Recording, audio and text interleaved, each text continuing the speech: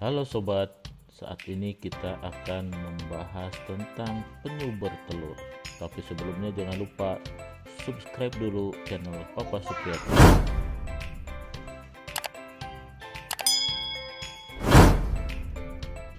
Penyu adalah kura-kura laut yang ditemukan di samudra di dunia.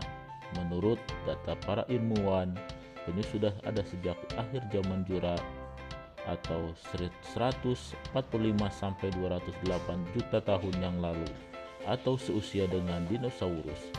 Pada masa itu, Archelon yang berukuran panjang badan 6 meter dan Simocelis telah berenang di laut purba seperti penyu masa kini. Untuk masa bertelur, penyu mengalami siklus bertelur yang beragam dari 2 sampai 8 tahun sekali. Sementara penyu jantan menghabiskan seluruh hidupnya di laut, betina sesekali mampir ke daratan untuk bertelur. Penyu betina menyukai pantai berpasir yang sepi dari manusia dan sumber bising dari cahaya sebagai tempat bertelur yang berjumlah ratusan.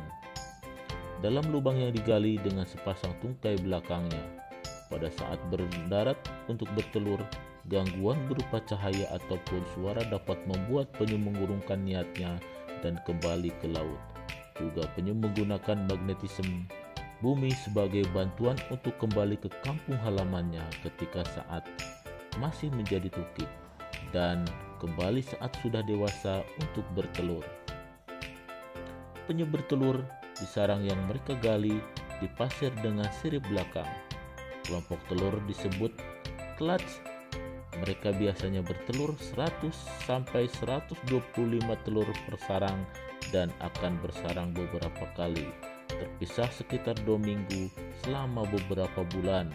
Begitu telur menetas, kira-kira 2 bulan kemudian tukik menggali sarangnya. Proses ini umumnya memakan waktu beberapa hari. Begitu mereka muncul, penyu kecil bergegas ke laut dan membuat jalan mereka ke lepas pantai menuju lautan terbuka. Penyu menghadapi banyak ancaman, tetapi mereka yang bertahan hidup hingga dewasa sudah berusia puluhan tahun. Suhu pasir sangat penting. Jenis kelamin penyu seperti banyak kura-kura lainnya ditentukan oleh suhu di dalam sarang.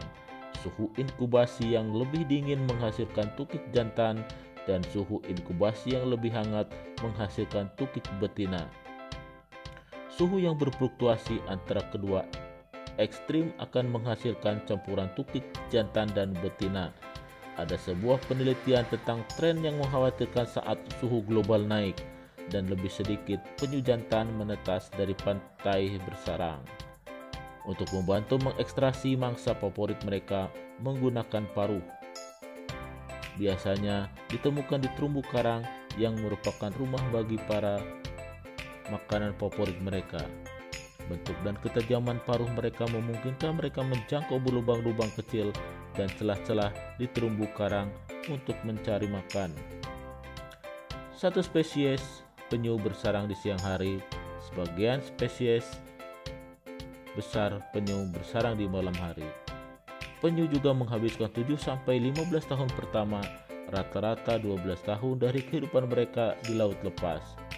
Mereka kemudian bermigrasi ke daerah dekat pantai di mana mereka terus tumbuh dan dewasa, melakukan pelacakan satelit.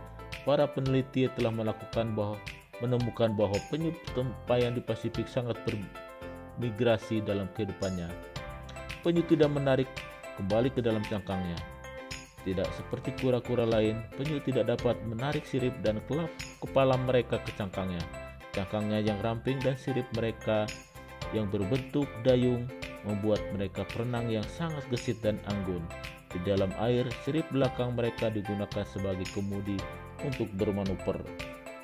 Penyu adalah penyelam laut dalam dan bisa bertahan di bawah air untuk waktu yang lama. Sebagai reptil, penyu menghirup udara tetapi mereka memiliki kemampuan dalam kondisi alami untuk tetap tenggelam dalam berjam-jam pada suatu waktu. Mereka bahkan hidup di air dan tidur di air. Kebanyakan penyu menghabiskan seluruh hidupnya di laut, kembali ke pantai untuk bersarang dan bertelur. Hampir semua jenis penyu termasuk dalam daftar hewan yang dilindungi oleh undang-undang nasional maupun internasional karena dikhawatirkan akan punah disebabkan oleh jumlahnya yang semakin sedikit.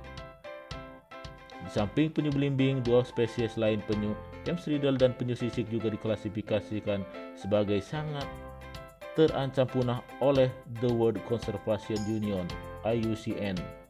Penyu hijau, penyu lekang, dan penyu abu-abu dan penyu tempayan digolongkan sebagai terancam punah. Hanya penyu pipih yang diperkirakan tidak terancam.